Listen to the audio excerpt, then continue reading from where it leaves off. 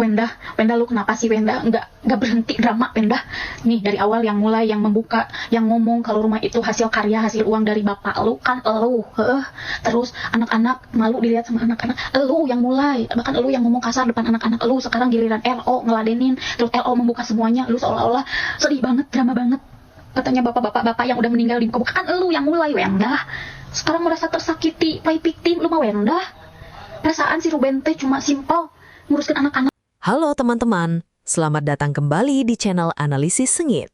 Channel yang selalu membahas dan mereaksi berbagai isu yang sedang ramai diperbincangkan, termasuk reaksi dari para kreator lainnya. Hari ini kita akan membahas kembali sosok Sarwendah yang kembali menjadi sorotan publik. Mulai dari sikapnya saat menghadapi wartawan, komentar netizen yang terus bermunculan, hingga berbagai pernyataan dan bukti yang kembali diungkit terkait polemiknya dengan Ruben Onsu. Bahkan perkembangan terbaru memperlihatkan suasana mediasi yang kembali menjadi perhatian, sementara reaksi publik justru semakin memanas setelah muncul berbagai sindiran serta pembahasan mengenai jejak digital yang kembali viral. Benarkah semua kritik yang diarahkan kepada Sarwendah memang beralasan, atau justru ada sudut pandang lain yang selama ini luput dari perhatian publik? Tonton videonya hingga usai, karena saya akan memberikan komentar cukup panjang di bagian akhir video. Yuk kita tonton videonya. Kayak yang diberi waktu yang anak-anak. Sama Wendah, ayo nawe drama cilik-cilik, gak usah cilik-cilik, kuat aja. Ben Ruben orane duitmu akeh men lho Ben Ruben. Sampeyan mentransfer 250 juta rutin ya. Terus totalnya iso sampai 11 miliar trimo digawe renov omah beyo. Lah kuwi asine pesugihan Gunung Kawi kalah lho Ben karo keringetmu Ben. Ya Allah, trimo renov kuwi, renov ya. Nek arane renov kan berarti memperbaikan ya. Lah kuwi bandahno mbangune kuwi entek piro? Biasane renov iku pirang persen dari rumah asline kuwi. Biaya rumah asli nih. 11,33 miliar edan gendeng ya. Edan iki ae misal aku gawe omah ya bangun omahku 100 juta. Lek renov kuwi mungkin aku butuh sekitar 20 jutaan. Iki tak ibarat kata ya, aku pomone aku ngalami. Lah kowe 11 juta trimo 11 miliar trimo ki renov. Beyo demi-demi te Gunung Kawi wis insecure karo keringetmu dhewe iki. Ini mah maaf ya, tadinya gue nggak mau komentar, lama-lama enak gue berita tiap hari makin menjadi-jadi. Kemarin berkoar-koar, lu katanya tuh rumah boleh bikin lu sama bapak lu yang biayain. Giliran si Ruben Onsu kasih bukti transferan dia biayain rumah, dia transfer ke bapak lu, dikata buka aib.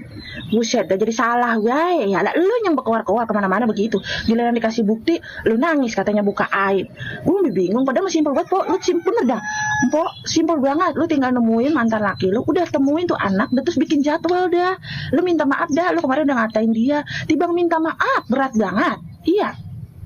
Pindah rumah. Demi kenyamanan anak, demi kenyamanan anak apa bakal kenyamanan lu berdua sama cem-ceman lu. Kalau tuh cem-ceman bertanggung jawab sayang sama lu kayak gitu ya. Udah lep di tempat dia. Kalau kagak mau jadi bahan ungkitan mah. Padahal mah simpel banget, Po. Tinggal minta maaf sama mantan laki lu. Udah, atur waktu jadwal ketemu bocah.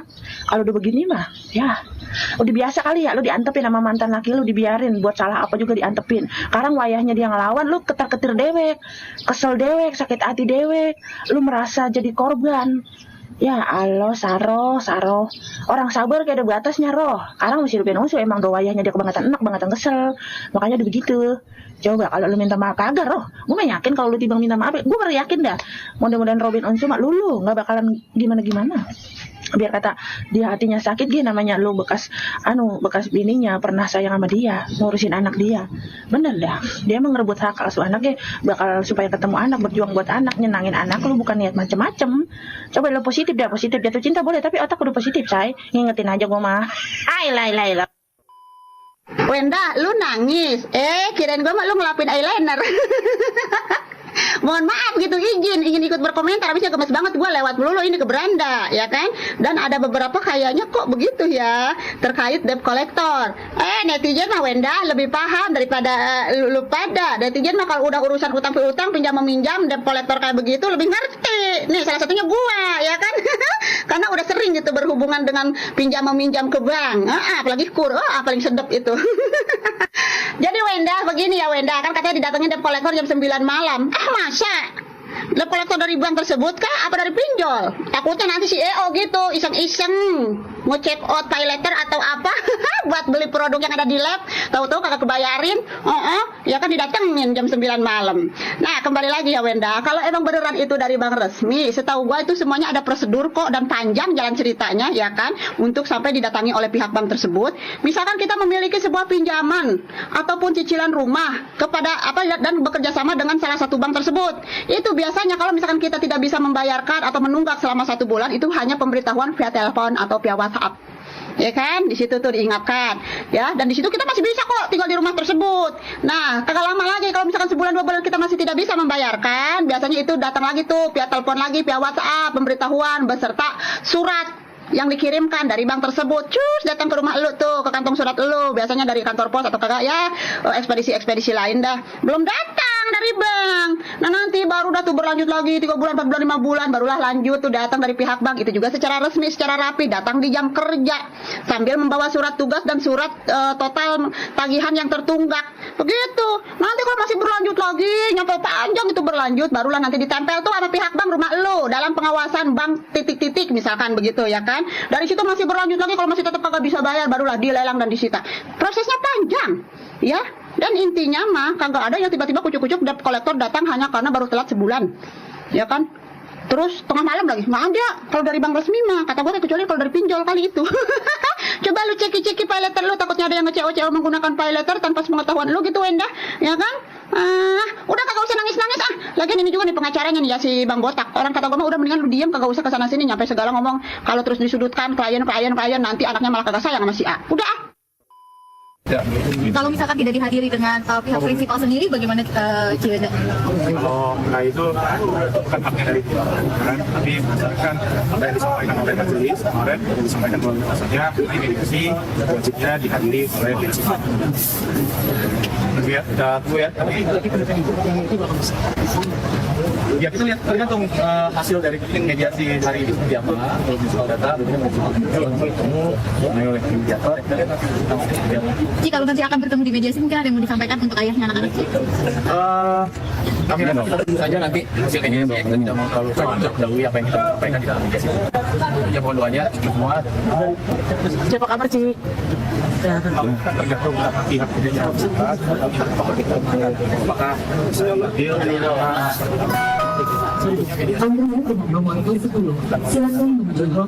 jadi teman-teman, terima kasih. Jadi mediasi itu kan waktunya 30 hari maksimal. Ya, ini baru hari pertama dalam agenda mediasi. Ya, jadi nanti kita tunggu komunikasi dengan hati mediator. Nanti akan kami diskusikan kembali kepada klien juga. Klien sudah hadir melihat langsung, mendengar langsung. Kami berharap bisa ada hasil yang terbaik. Ya, tapi sekali lagi ini semua kita lakukan untuk kepentingan anak. Ya, tidak ada kepentingan baik kami, tidak ada kepentingan baik pengelola. Ya, jadi semuanya kepentingan anak. Jadi kita mohon doanya dia semoga sebaik-baiknya dan secepat-cepat. Ci, saya ketemu ayah dan anak-anak Ci hari ini. Tidak, Diulang lagi terus. sebenarnya saya sudah sampaikan, tidak ada masalah. Ini hanya masalah komunikasi aja. Jadi pada dasarnya tidak ada dendam pribadi, tidak ada, saya rasa lain. Terus semuanya demi kepentingan terbaik bagi anak, Pak. Ya, mohon doanya ya teman-teman ya. Siapa yang mau disampaikan Ci? Apa yang mau disampaikan Ci? Lebih lengkap ya. Sebelum mediasi apa yang mau disampaikan Ci? Sakit gigi Ci. Sakit gigi Ci. Udah ya, ya. Oke. Ya.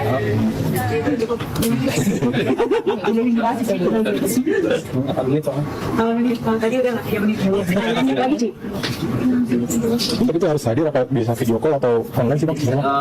Teknis beda-beda, cuman memang biasanya prinsipal yang hadir. Tapi tergantung dari permintaan hakim kali ya?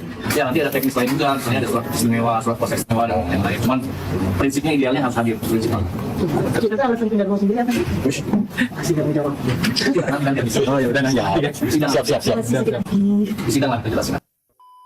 Yang pertama dulu nih, terkait postingan dari fans SW yang mengkritik salah satu awak media yang dianggap tidak punya etika. Gara-gara awak media ini setiap kali bertanya kepada SW tidak merespon sedikit pun, tapi memberikan kesempatan kepada kuasa hukumnya untuk menjawab setiap pertanyaan dari awak media yang ditujukan kepada SW. Nggak apa-apa kalau Anda mengatakan wartawan ini tidak punya etika, gara-gara ngatain SW sakit gigi. Hanya karena SW nggak bisa menjawab setiap pertanyaan yang diajukan kepada SW. Tapi Mbah, ini pekerjaan wartawan. Ya paling tidak jawablah sekali. Masa sekelas pertanyaan apa kabar Ci, SW nggak bisa jawab? tapi diserahkan kepada kuasa hukumnya. Saya baik. Atau mungkin saya lagi kurang baik. Kan simpel banget. Ngapain harus kuasa hukumnya untuk menjawab pertanyaan itu? Maka nggak salah kalau wartawannya ini curiga kalau sebenarnya SW ini sakit gigi. Sampai-sampai tidak ada satu pertanyaan pun yang dijawab oleh SW. Maaf buat Mbak wartawan, harusnya Mbak punya etika dalam berkomentar. Yes, betul, wartawan itu harus punya etika. Tapi ini dalam konteks mereka sedang bekerja. Paling tidak, kasihlah jawaban sedikit. Lagian ya, para artis atau siapapun itu besar karena wartawan. Wartawan yang terus memberitakan informasi tentang mereka, baik hal positif maupun negatif. Jadi kalau Anda menganggap wartawannya ini nggak punya etika, maka bagaimana kalau dibalik? Narasumbernya juga nggak punya etika. Ditanya apa kabar, malah nyuruh praktisi hukumnya untuk menjawab. Etis atau tidak? Lah bagaimana bisa praktisi hukumnya tahu tentang perasaan yang dialami oleh Swi? Bagaimana kalau praktisinya hukum bilang, klien kami baik, padahal sebenarnya dia sedang tidak baik-baik saja? Artinya praktisi hukumnya menyampaikan sesuatu hal yang tidak benar. Kemudian ada lagi pertanyaan berikutnya. Harusnya ini dijawab oleh SW. Kesempatan bagi SW biar konfliknya dengan Ruben Onsu ini mereda. Ada nggak kesempatan bagi anak-anak untuk bertemu dengan ayahnya? Coba kalau dia jawab, selalu ada kesempatan. Pintu rumah selalu terbuka untuk ayah kapanpun. Lah masa pertanyaan itu diserahkan kepada praktisi hukumnya untuk menjawab? Kan aneh namanya. Makanya nggak salah kalau SW ini dianggap lagi sakit gigi. Berikutnya, lagi-lagi Bapak Minola membongkar dugaan kebohongan dari SW. Tapi saya bertanya dulu kepada kalian, selama Ruben Onsu dan SW menjalin rumah tangga, pernah nggak kalian mendengar Ruben Onsu melakukan KDRT kepada SW? Saya tidak pernah mendengar. Padahal keluarganya serumit itu. Serumit itu, seperti benang kusut yang sulit untuk diperbaiki. Tapi istimewanya di sini, Ruben Onsu berusaha untuk menahan kesabaran selama belasan tahun. Dan ada titik saat kesabarannya sudah habis. Dan terpaksa harus diekspos ke media. Dan itu pun terjadi karena pernyataan SW sendiri. Bisa-bisanya dia bilang, biaya pembangunan rumah itu dari SW dan almarhum bapaknya. Bisa-bisanya SW bilang begini, rumah itu saya yang isi. Seolah-olah di sini peran dari Ruben Onsu sudah nggak ada.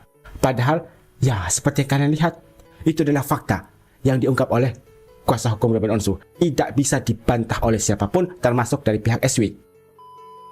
Pembangunan lift 504 juta rupiah, AC 400 juta rupiah, furniture 3 miliar rupiah, biaya anak di atas 200 juta rupiah. Kalian bayangkan saja gimana caranya Ruben Onsu mendapatkan uang sebanyak itu hanya untuk memenuhi hasrat dari istrinya. Kalau kalian dari pihak suami dan ada istri yang menuntut hal-hal seperti ini, kalian kuat atau tidak? Kalau yang tidak kuat, dia bisa bundir. Tapi hebatnya Ruben Onsu, selama belasan tahun dia berusaha untuk memendam semuanya itu. Pantas saja ada momen saat Ruben Onsu di sini tiba-tiba jatuh sakit. Sakit keras sampai harus dibawa pakai ambulans ke rumah sakit. Mungkin saja penyebabnya karena dia harus bekerja keras pagi siang malam mencari duit untuk memenuhi hasrat dari istrinya. Nggak bayar kamu. Mana ada bayarnya? Tuh, kamu cuma bayarnya 75 juta kan? Kamu cuma transfer 75 juta bulan ini. Ada nih. Gara-garanya nih. Kan kamu cuma transfer 75 juta bulan ini. Kan pokoknya 75 yang bikin juga dia. Tapi dia nggak mau kalau hanya dibayar 75 juta. Ada hal yang lain bla bla bla bla. Mau nggak mau, sebentar transfer lagi 45 juta karena kamu itu. SW, apakah kamu lupa dengan rekam jejak digital ini? Katanya kamu nggak terima atau marah-marah pada saat Ruben Onsu hanya bisa mentransfer nafkah bulanan anak sebesar 75 juta. Dan itu adalah kesepakatan dari persidangan pada saat kalian bercerai padahal. Tapi kenapa SW seolah-olah merasa tidak terima ketika Ruben Onsu mengirimkan uang 75 juta untuk biaya nafkah anak? Cuma 75 juta? Coba kalian netizen yang pikirannya jernih ya. 75 juta kata SW itu sedikit. Bagi kalian banyak atau sedikit? Maka nggak salah kalau netizen mengatakan ini adalah ciri manusia yang tidak bersyukur. Masih mending dikirimin 75 juta. Bagaimana kalau nggak dikirim, nggak dinafkahi? Gak kebayang SW bakal seperti apa kalau Ruben Onsu tidak mengirimkan biaya nafkah bulanan untuk anak-anaknya. Coba kalian bayangkan seperti apa sifat SW yang akan keluar. Ya ampun, SW dikasih 75 juta bukannya nggak bersyukur, tapi malah complaining. Dan akhirnya karena Ruben Onsu nggak mau ribut, ditambahin lagi 45 juta rupiah. Dan sekarang mulai terbuka semua. Anda mengira Ruben Onsu itu doboh ya? Ruben Onsu itu polos ya? Lugu ya? Tapi diam-diam dia menyimpan semua bukti. Dan benar saja dugaan Ruben Onsu. Anda mengklaim bahwa rumah itu adalah rumah yang dibangun pakai uang Anda dan almarhum bapak Anda. Anda mengklaim bahwa isi rumah itu Anda yang beli. Eits, tunggu dulu, kata Ruben Onsu. Lalu bagaimana dengan bukti-bukti ini? Kenapa nama saya tidak disebut? Sedangkan bukti berkata bahwa sayalah yang punya andil lebih besar dalam pembangunan dan isi rumah tersebut. Banyak netizen yang menduga bahwa Anda diduga melakukan pemerasan kepada Ruben Onsu. Kalau asumsiku dari awal nikah, si RO ini sudah diperas sama SW. Nyatanya di acara TV show, Wenda bilang gak apa-apa, kerja terus, yang penting uang buat pembangunan rumah. Masih ingat tidak waktu diundang di acaranya Sarah Sechan, SW rela loh bulan madunya ditunda. Yang penting Ruben Onsu kerja banting tulang untuk pembelian furniture, agar furniture di rumah itu segera terisi. Ada ya pengantin baru yang lebih mementingkan suaminya bekerja daripada bulan madu. Untuk SW, coba Anda klarifikasi sama pengacaramu, kenapa sekarang kamu terdiam 1000 bahasa? Dan sekarang kata netizen aktingnya nangis. Dan ada permintaan dari kuasa hukum stop untuk menggiring opini. Ini bukan penggiringan opini Bapak, tapi fakta yang diungkap oleh pihak Ruben Onsu. Jadi respon Anda bukan lagi seperti playing victim, merasa diri jadi korban. Tapi tolong sanggah semua apa yang dikatakan oleh Bapak Minola. Tapi ingat, harus by data, bukan sekedar omong-omong doang. Ingat, si Ruben itu punya bukti semuanya. Dan kamu katanya punya bukti juga. Ingat, katanya punya bukti. Akan dikeluarkan satu persatu rahasia tentang Ruben Onsu. Belum juga Anda mengeluarkan bukti-bukti itu. Malah rekam jejak digital Anda yang mulai kebongkar satu persatu. Tuh kan, blunder sendiri. Waktu itu ngaku renov rumah pakai uang aku dan almarhum papi aku.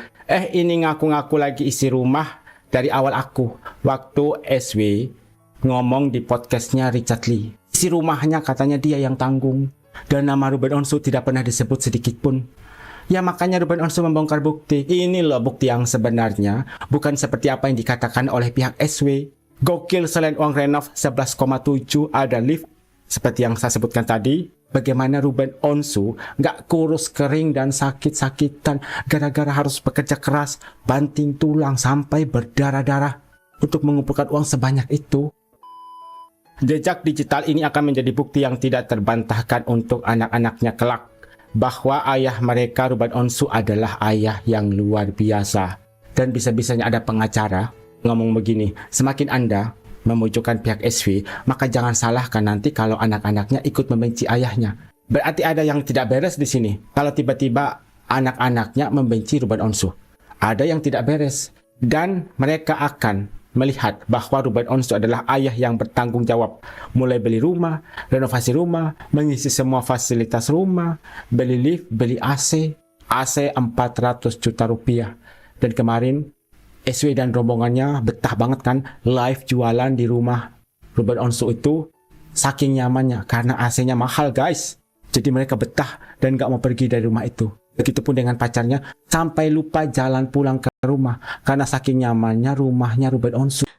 Kalau saya pribadi melihat persoalan ini, semakin hari justru menunjukkan bahwa konflik yang awalnya terlihat sederhana, kini berkembang menjadi pertarungan opini di ruang publik. Yang menarik bukan hanya soal siapa yang benar atau siapa yang salah, tetapi bagaimana setiap pernyataan yang keluar akhirnya direspons oleh masyarakat, media, bahkan para kreator konten yang ikut memberikan pandangannya masing-masing. Menurut saya, ketika sebuah konflik keluarga sudah menjadi konsumsi publik, maka setiap kata, setiap gestur, bahkan setiap sikap diam pun akan ditafsirkan oleh publik. Itulah yang sedang terjadi sekarang. publik tidak hanya memperhatikan isi pernyataan, tetapi juga memperhatikan bagaimana seseorang menjawab pertanyaan, bagaimana ekspresinya ketika diwawancarai, bagaimana kuasa hukumnya berbicara, hingga bagaimana jejak digital dari tahun-tahun sebelumnya kembali bermunculan. Saya pribadi tidak ingin terburu-buru menyimpulkan siapa yang paling benar, namun saya memahami mengapa banyak orang akhirnya membandingkan setiap pernyataan yang muncul dengan bukti ataupun rekam jejak yang beredar. Di era digital seperti sekarang, masyarakat sangat mudah mengingat kembali ucapan-ucapan lama karena semuanya tersimpan di internet. Akibatnya, ketika ada pernyataan baru yang dianggap tidak selaras dengan pernyataan sebelumnya, publik akan langsung mempertanyakannya. Yang menurut saya paling penting dalam situasi seperti ini adalah konsistensi. Kalau memang memiliki data atau bukti untuk mendukung suatu pernyataan, maka biarkan data itu yang berbicara.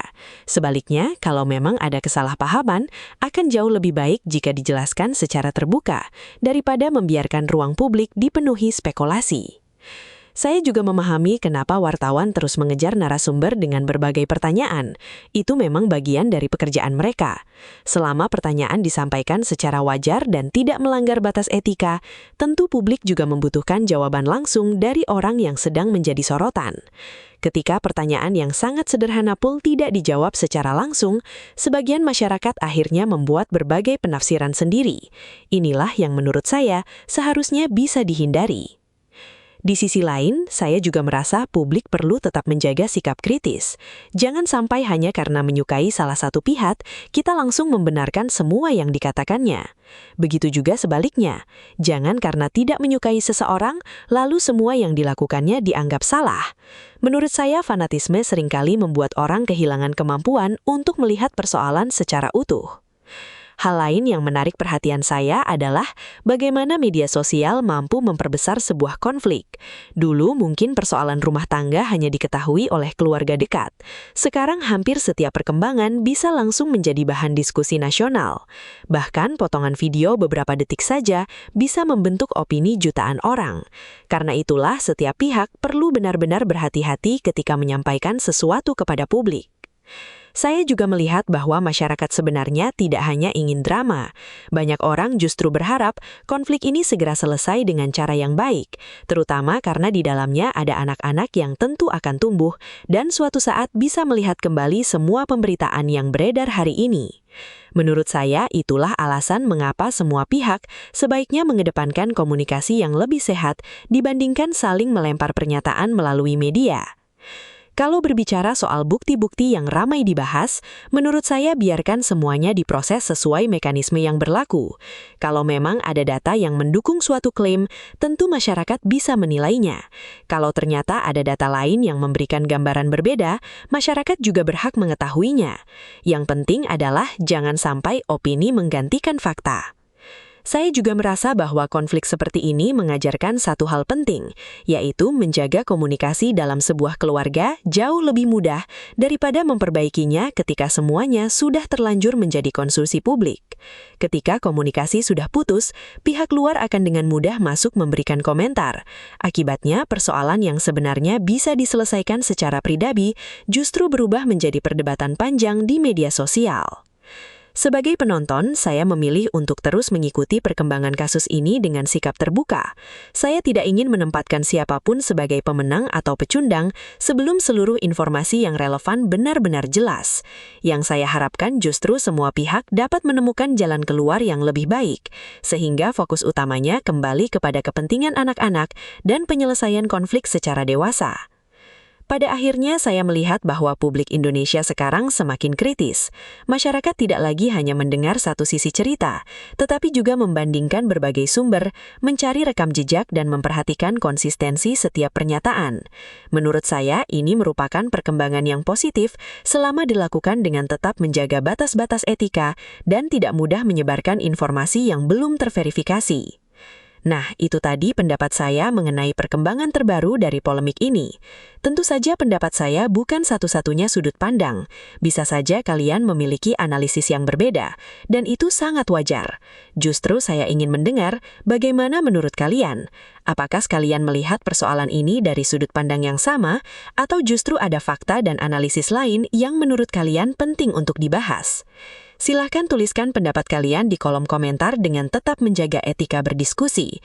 Hindari menyerang pribadi siapapun, karena perbedaan pendapat adalah hal yang biasa. Mari kita jadikan kolom komentar sebagai tempat bertukar pikiran, bukan tempat saling menghina. Kalau kalian menyukai pembahasan seperti ini, jangan lupa tekan tombol like, subscribe, dan aktifkan lonceng notifikasi agar tidak ketinggalan video-video terbaru dari Analisis Sengit. Terima kasih sudah menonton sampai akhir, semoga pembahasan ini bisa memberikan sudut pandang baru bagi kalian. Sampai jumpa di video berikutnya. Tetap kritis, tetap bijak dalam menyikapi setiap informasi, dan salam dari Analisis Sengit.